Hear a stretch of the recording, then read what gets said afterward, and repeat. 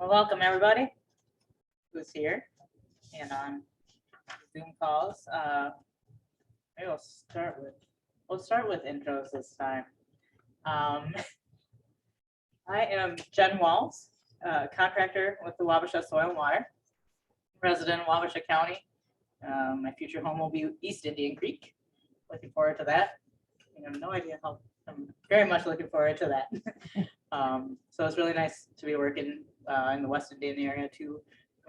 Familiar working with some of you through my work with the SWCD and other outreach endeavors. My name is Henry Stelton, and I'm one of the 2 technicians at the Soil and Water office in Wabasha.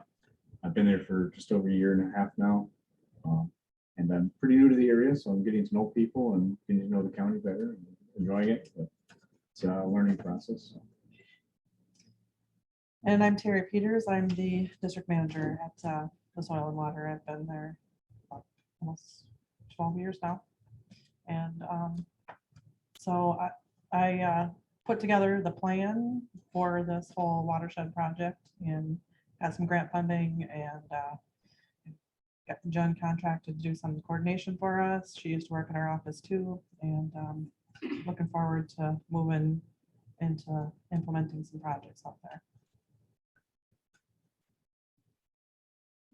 Up to you.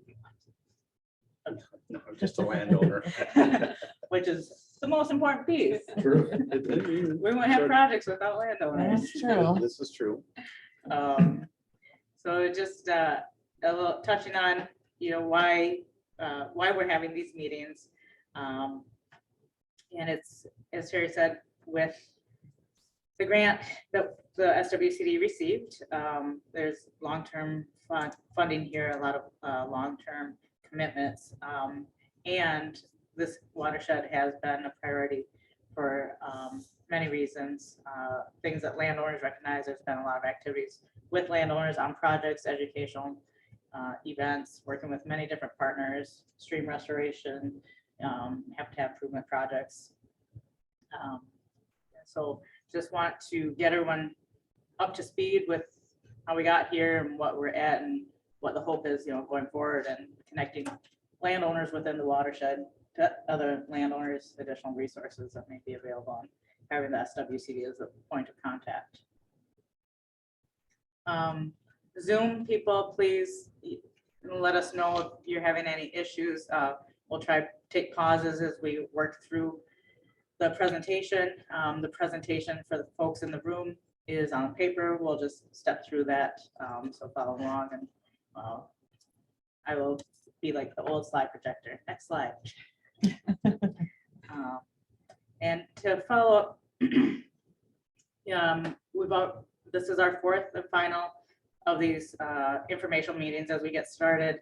Following this, all questions that have come forward, comments that have come up, there'll be a follow-up letter that goes out to everyone with the information that was provided and how to access maybe some of the presentation information if you have it, or just reminders who to contact, and things that have come up. We've already had some repeat questions from different times, so obviously those are of interest. Don't think of something right now, not a problem. Think of it down the road and we'll just pick it up.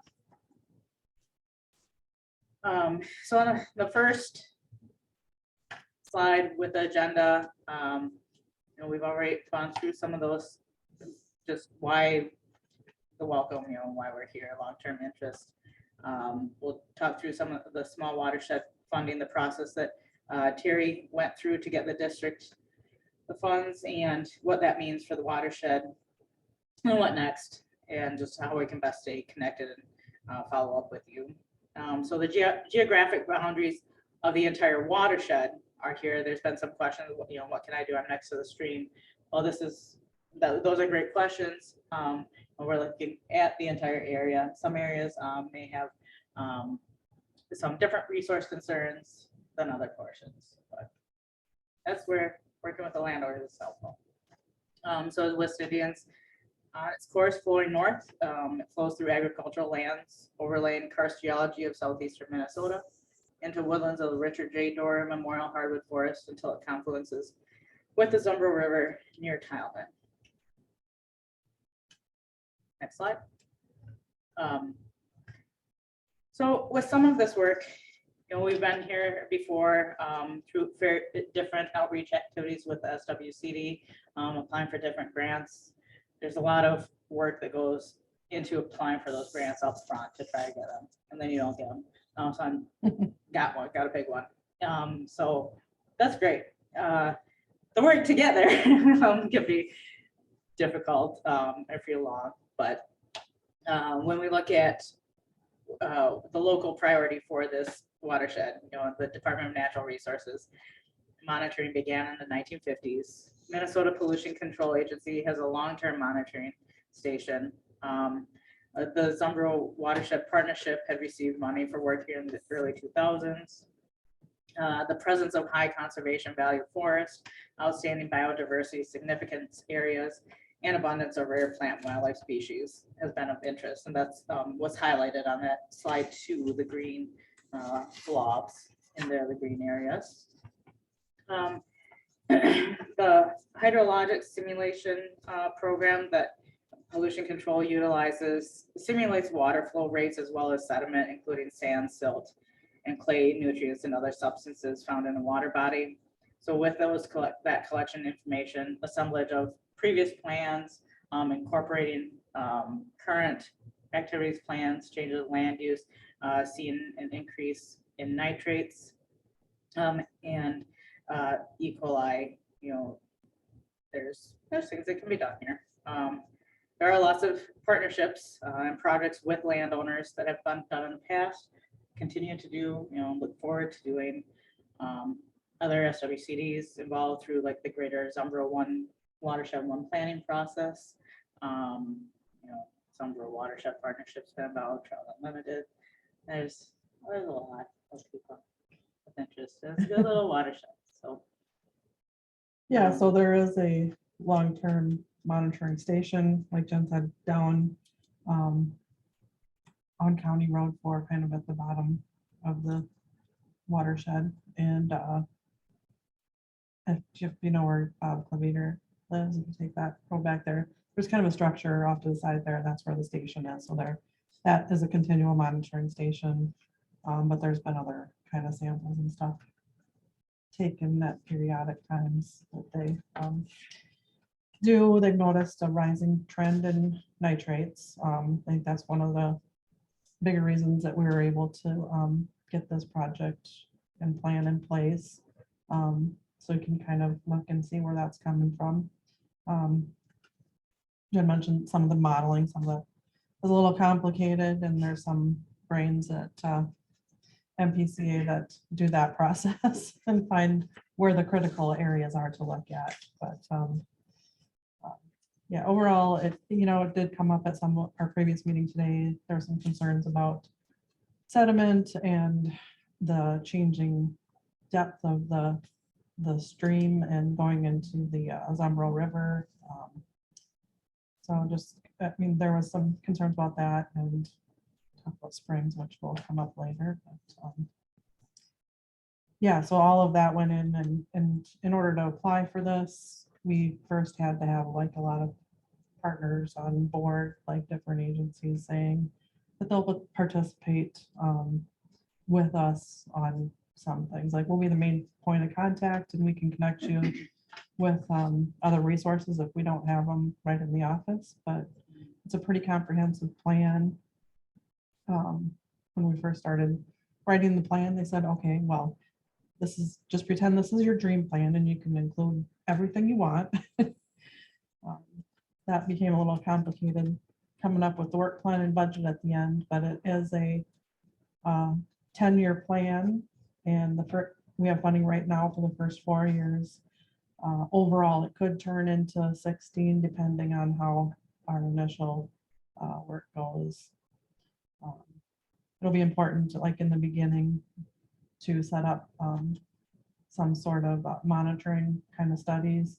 I've contacted U of M professor who's on board with looking at this and trying to assess the situation here and come up with places where we could set up a grad student study area. So getting some U of M like a long-term grad student project on those monitoring locations.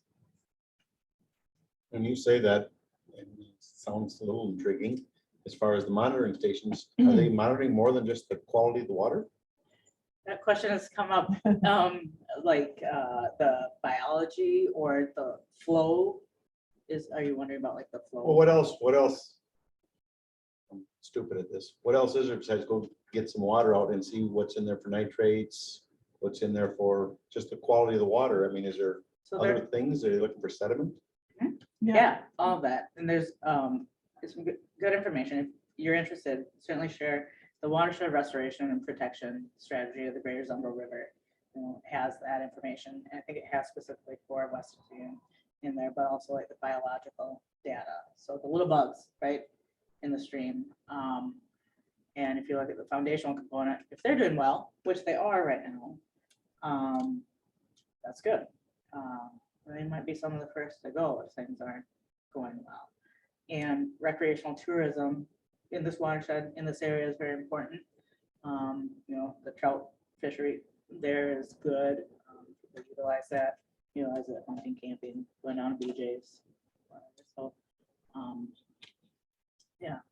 So So there we're are looking at, yeah, phosphorus, nitrogen, sediment,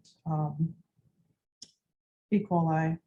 Those are all kind of things they tested. The DNR does the fish studies, they test like what they check and see kind of what age the fish are, kind of what size, how many are there. Jen was talking about the biological data, and MPCA have people that go out and do the bug counts and whatnot for that in different areas. So citizen monitoring, want to learn about the bugs? It's fun. And other things. So there are opportunities too. If you want to learn more about that, presentations, field days, really, if you want to get into any of the collection stuff. Yeah. Absolutely. yeah, there is a citizen monitoring program that MPCA has, and I'll send you they have certain times they want to get grab samples from a stream, or usually it's taking grab sample and given a visual assessment. We talk about the stream, and there's so many aspects to it. So if you break out the stream, obviously the land, what's around there. So there's a big chunk that has wooded acres, and looking at the quality of how healthy that woodlands is going to affect that, and what that's become integrated in the land use around it and such. I want to pause for just a moment because we had a number of other people join the Zoom call. Okay. And if anybody has questions or comments, you can feel free to type in the chat, or there's a function where you can raise your hand by clicking the button there, and I should be able to see it, and we can pause and unmute you, and you can share your question if you like.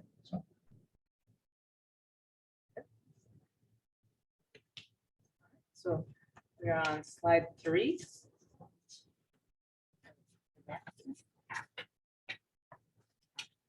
Should be the first one of the spring, so Minnesota spring inventory. And because of the geology in this area, the karst geology, and we have springs that show up. And so to understand You can't see them. what This came up earlier. we didn't know that. What to understand, where the connections are, but with the karst landscape of southeast Minnesota, it's underlain by limestone, which has been eroded by dissolution, producing ridges, towers, fissures, sinkholes, and other characteristic landforms. And it's a direct conduit between surface and groundwater. So think like the Kruger caves, things trickling through rock formations and such. And with the spring mapping, because people have been contacted recently, but to show that this information, it is public, it's a public inventory, some of it going back to 1918, but it does not mean that you get that is public access. Just because you have a spring on your property, you allowed someone to come and GPS it and collect information on it. They're not going to keep showing up if we're coming along with an entourage. You do have permission to get rid of them if you didn't give them permission, so they show up. But the use and intent is to locate GPS and connect that spring elevation data to the aquifer and get a sample from it, test that, potentially be a monitoring option. And to know, where the aquifer is coming from, if that's showing these elevated nitrates or what, or may be the issue or not. But it's just helpful for long-term monitoring and evaluation of land use changes, runoff and infiltration. And we talked a little bit about this earlier at the earlier meeting about some of the springs and we've already had some people go out and do some more inventory on the springs and found more than what were originally matched. And we anticipated that would happen. And so those were just a GPS, just got a GPS point there. One of the monitoring things we might like to do going forward is be able to like grab sample from some of those springs along the stream, and see where, some things, nitrates or other nutrients might be coming in at different points.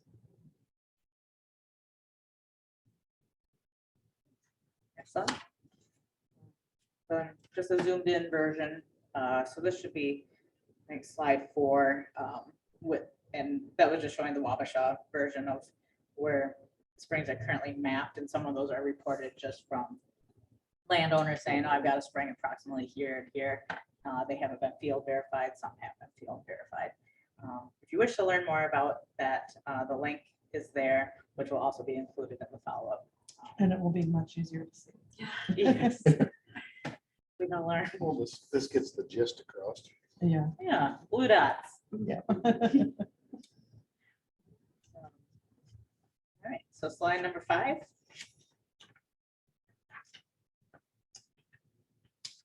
These are the side-by-side comparisons of West Indian Creek. The acreage of the entire watershed is 17,187 acres. On the left, you have the European pre-settlement, European pre-settlement vegetation, so like pre-1850s, prior. And just showing what it was like, what it would have looked like. Bigger blue blob being oak openings and barrens, thinking some of the big gnarly open grown oaks might still be around. Bur oaks, some white oaks, maybe some scattered reds. Very little understory, no buckthorn. Wouldn't that be nice? And grasslands, wildflowers, the prairie mix in there. And then transitioning into just some of the more straight up prairie. So grasses, scattered forbs, and then concentrated in the lowland areas. In the steeper areas, the aspen, oakland, going up the slope, and then in the southeast corner, the big woods, hardwoods.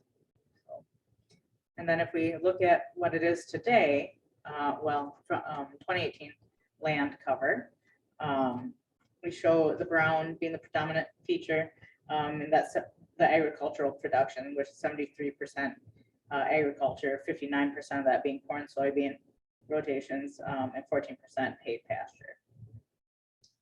There are 22 registered feedlots. The green area concentrated around the steeper areas of the watershed. Going to the north, that's 16.8% deciduous forest. Less than 5% of the watershed is developed, and there are about 350 residents. It does capture just that little portion of Plainview in the southwest corner there. So that's your higher density population. Questions on that? Next slide, 6. So this one really kind of gets into the information about the small watershed focus program, which is what this is. It's West Indians, part of this the yellow outline is the Zumbro watershed, the entire watershed, and then West Indian, is encompassed in that. And so there's different opportunities there, maybe with some funding sources. This is a federal program, the grant, and the focus, is largely on the non-point source pollution, which is largely runoff from agricultural lands. So large emphasis, working with farmers. Major goals: reduce runoff, increase infiltration, utilizing practices like strips, increased vegetation practices you're familiar with, and would like to hear, what ideas you have for projects. We recognize that it's not just from ag lands, and there's septic systems that contribute some issues, and but we see the land cover that is a predominant land use, and then we have a lot of partners to connect with additional potential funding resources or technical assistance that may help you meet some of your conservation goals that don't fit within the framework of maybe and what NRCS can offer, but maybe there's a different way of working with that. But that's not a good, partnership. There's some priority funding through the Mississippi River Basin initiatives, and which is another one that Terry applied for, but specific to West Indian. So we don't have to determine everything right now, but start connecting and then visiting with landowners about their resource concerns and what there is for the whole place.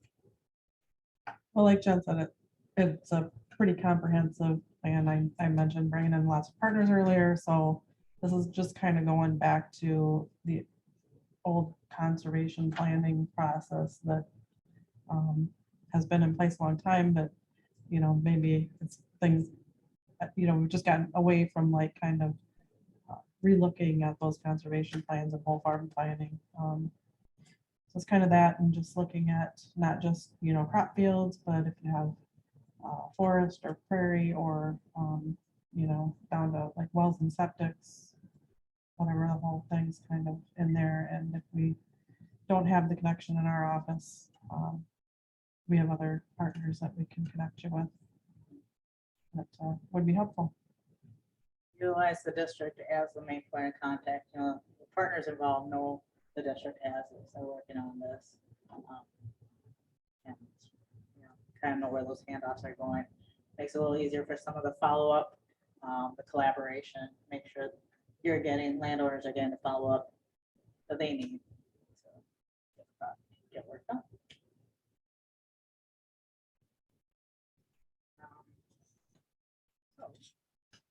Any questions at that point yet?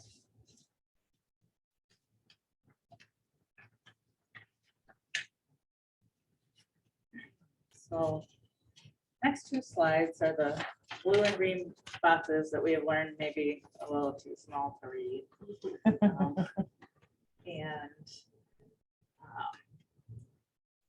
But to just have a general understanding of what some of the criteria, this is very little of it that was in the plan, but what Terry stepped through, she assembled a lot of information that was put out by different monitoring, different plans, worked with Kristen Dieterman at the Pollution Control Agency, Minnesota Pollution Control Agency, to get a comprehensive list of that stuff and how it pertains to West Indian, and a lot of work to fill in those gaps. And so they included many stakeholders, invested partners, landowners in the process, and to know, all right, what's your commitment? And if we get this, you're on board and such. But it just gives a lot more opportunity with it being long-term. Getting back to what Terry said, we have the initial 4-year commitment here, and then beyond that, up to 10 years, and then maybe beyond. But also to further develop the connections with landowners in the watershed, connect landowners, be able to stand on its own, down the road. It's so good, you don't have to do anything else. Well, it's kind of like building a community is kind of the goal. There is, there was a watershed in Goodhue County, Wells Creek, and they have like an annual picnic. I don't know if it's annual anymore. I was gonna check Might with be. Dad. I was gonna too, but they had an anniversary recently, and so then they invited, people that have been involved in the watershed project previously out to speak and stuff. But I do think they have like a annual type of picnic, for all the people that were involved, because I think during this process, after this, this is kind of a kickoff to let you know we're gonna be around for a while and trying to talk to people, but maybe organizing more, farm workshop, smaller talks, like for people who are kind of looking at doing kind of the same kind of things and coming up with ideas. And just to reiterate, West Indian has long been, it's been a local priority, going back with some of the history of the monitoring, the DNR, back to the 1950s. And recognizing the outstanding biodiversity significance areas. And it does have the E. coli impairment and a statistically significant rising trend in nitrate concentrations, which is concerning.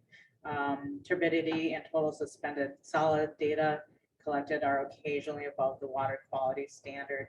However, the biology, so little bugs, are doing well, very well. Total suspended solids refers to the potassium, potassium phosphorus.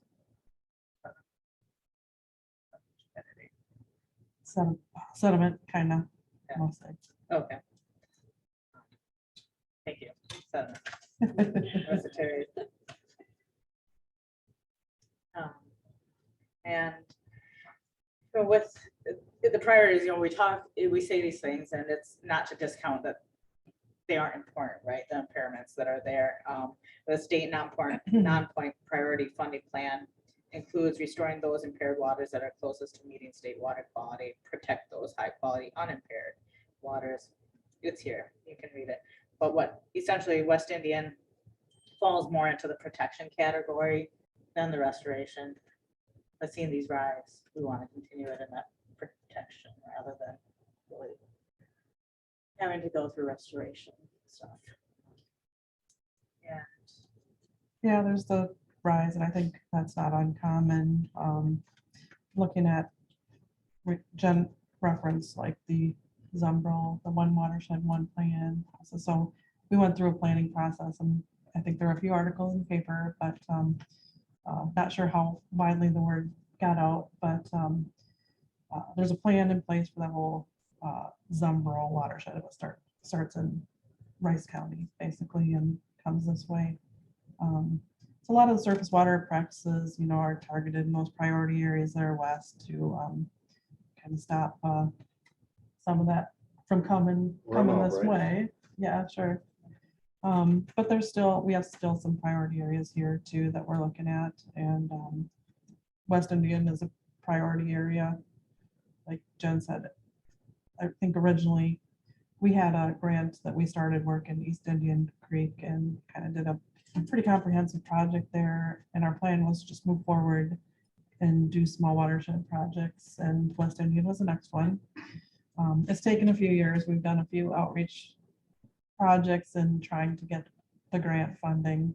And so now we finally have. So now we're just trying to say, yes, we really do have it this time. Now, just to ask, because I know where that ended in west, down at the end of Greeners there. You got about what, 4 miles to the Zumbro? That's not done. Is that hopefully going to be done? Oh, as far as the trout stream restoration Well, stuff? just, yeah, what they've done, cleaning up along the creeks, if that's what you call it, or getting the banks Yeah, back so through, or does that depend on landowners? landowners and, funding, that was a big project. So Trout Unlimited led that one. And That was not Wabasha County? there was so Trout Unlimited applied for some funding, and all these funding sources get a little convoluted when you start talking to them about them. But and we have one the same kind of thing right now. So Trout Unlimited applied through Natural Resource Conservation Service, NRCS office, and they got a special pot of money through the Environmental Quality Incentives Program. I don't know if you've used EQIP before. It's an NRCS kind of program for practices. And so the landowner can apply for that, and they aren't in competition against like the rest of the state for the funding, just Trout Unlimited projects.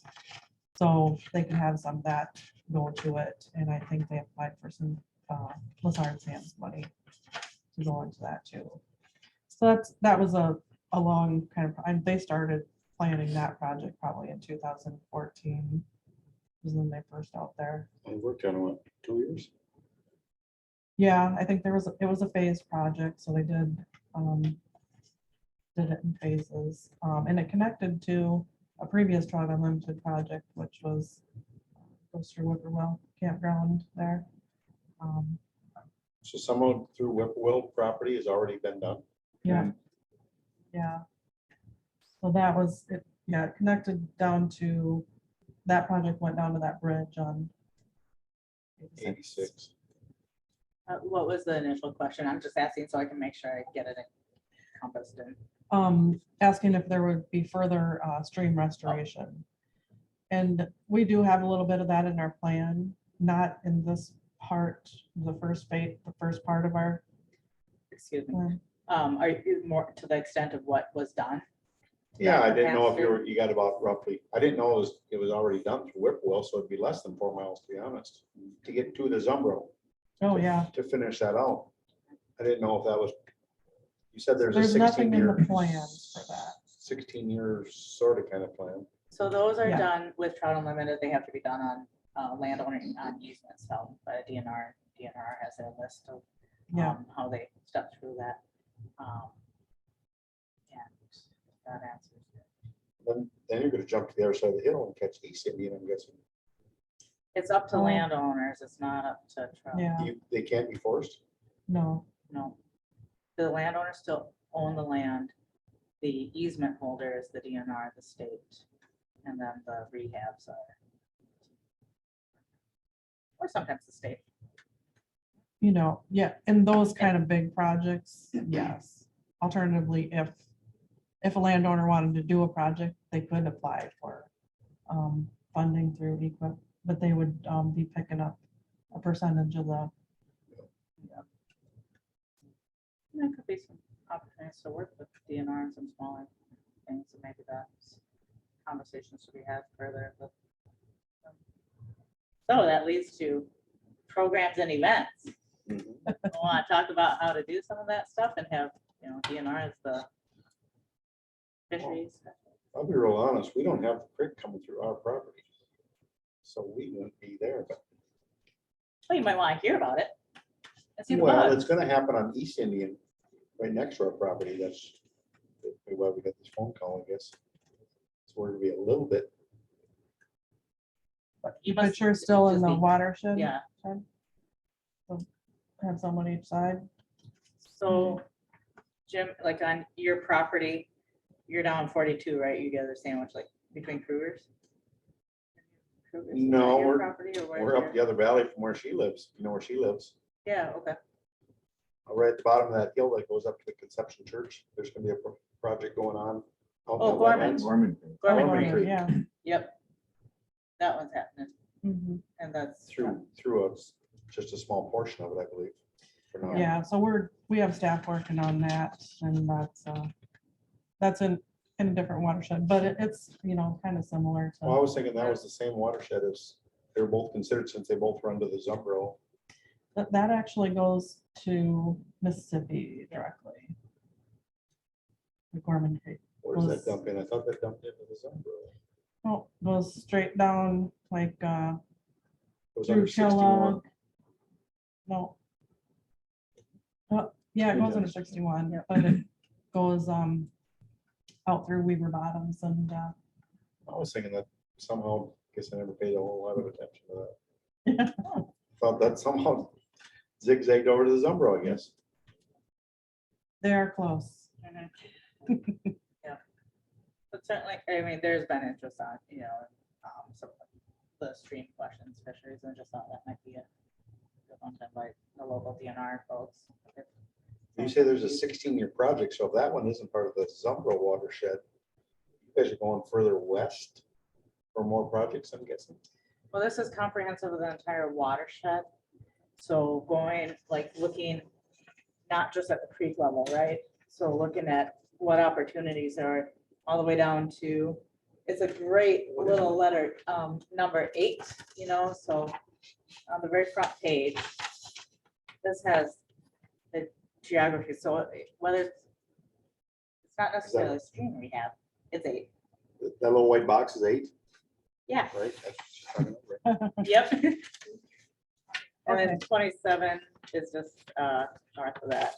You can see 42 angling towards Plainview, I think, a little bit. Yeah, so this whole area is part of this project. For the Gorman Creek, that's a completely Different, separate different. deal we're doing outside of this project. I'm sure Terry would be happy to give you a list of projects that Justin's working on. Or in partnership with, or administering. Well, funds for it. if you got planned for 16 years, it'll take a little while to find them all, I'm guessing, or all the watershed. Oh, and This is, yeah. well, this and is this, all the 16 years is just for West just Indian. this. all of this area. That's why we don't have to rush into anything necessarily. We can take time. But we want to get stuff lined up, you know, it's time to go. Yeah, you gotta start somewhere. Right, so we're starting West Indian, There you go. just with. Should we check the Zoom folks about questions here? Yeah, Sure. Just want to take a second to pause and see if there's anybody that is connected through Zoom that has a question. Either I'll give the district type it in the number. chat if you feel comfortable doing that, or you could unmute yourself and share that way too.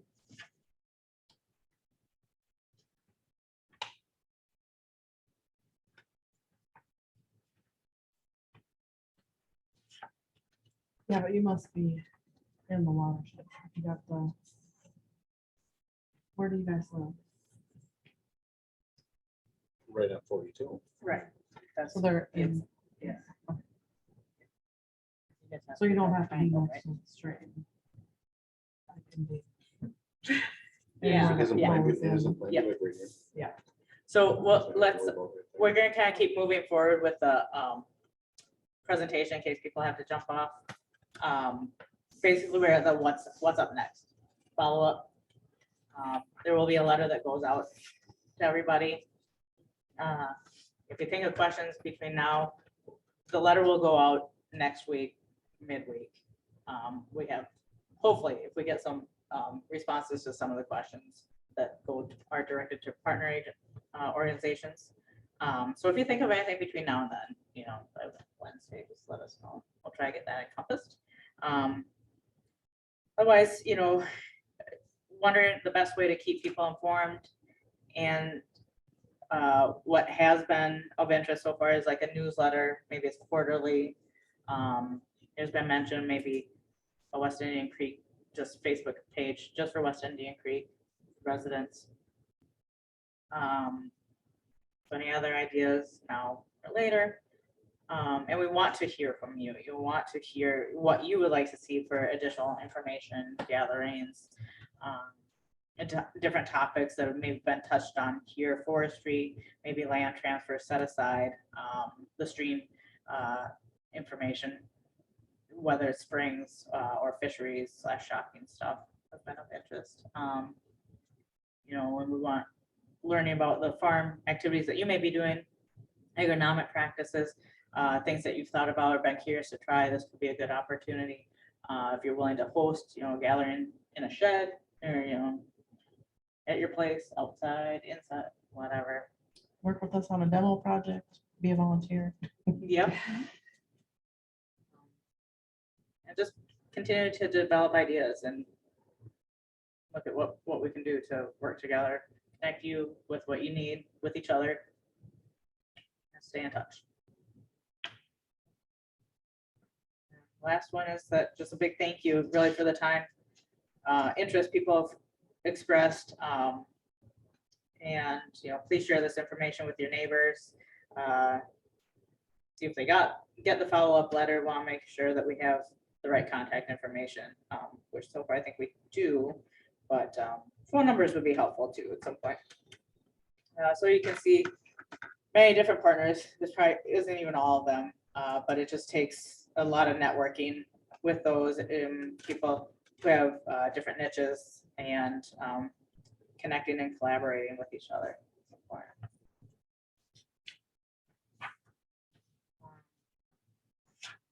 Are there any questions about the small watershed stuff? Otherwise, we have just a few slides to touch on briefly for land protection strategies for landowners.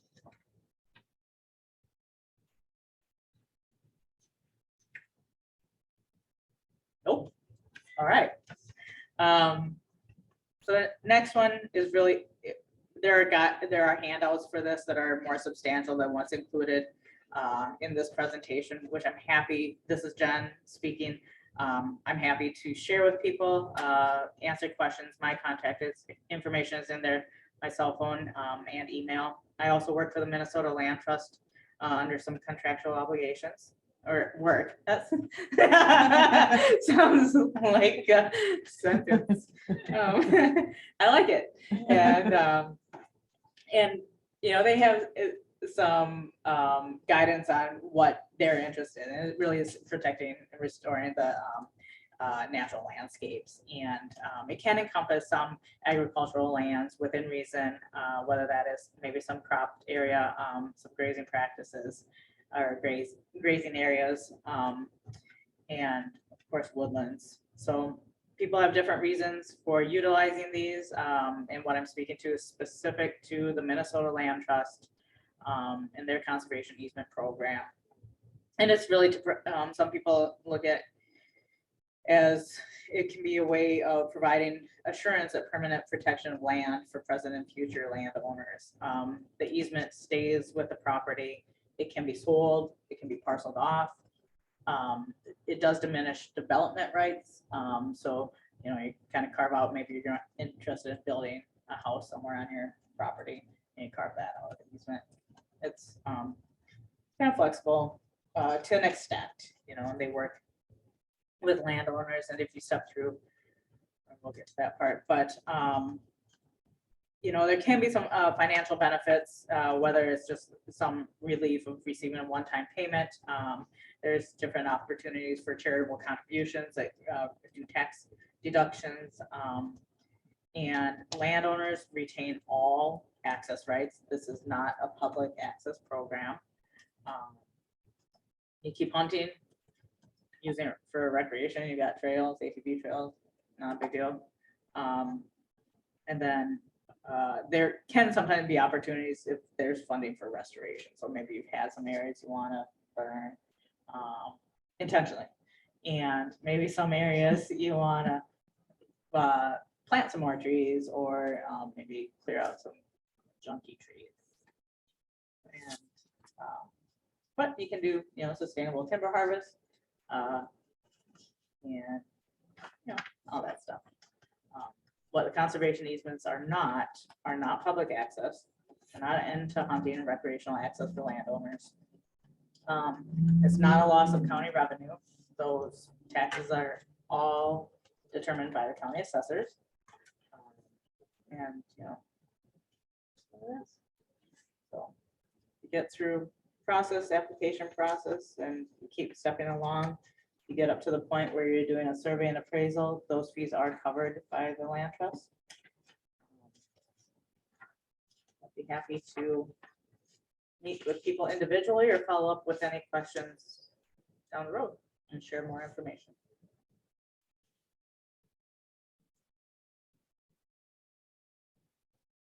Any questions?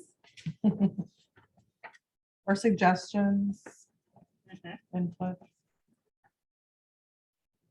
We did have one question on the chat here about the recording for this meeting. And when and where that might be available, I think on our website and or on the West Indian Creek Facebook page, if that gets set up. And people can certainly send us their emails or something. We could send them links directly to once that's set up. So Yeah, We'll put that information, how the recording will be available in the newsletter, so people know how to go about finding that.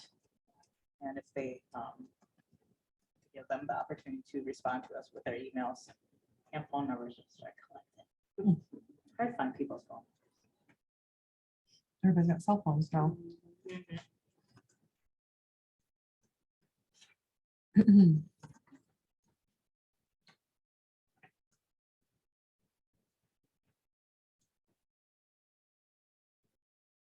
Yeah, and if you let them know to, if they want to leave their contact information in the chat. Yep. They can certainly do that. Yeah, if everyone heard that, but you're free to leave your contact information, whether it be email or phone number, and we can follow up with you. Or just give the office a call and we'll take the information that way too, whatever's easier.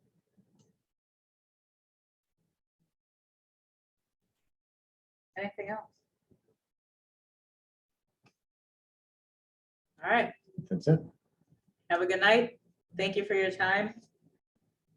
And we welcome the conversations. And you'll probably hear from us soon.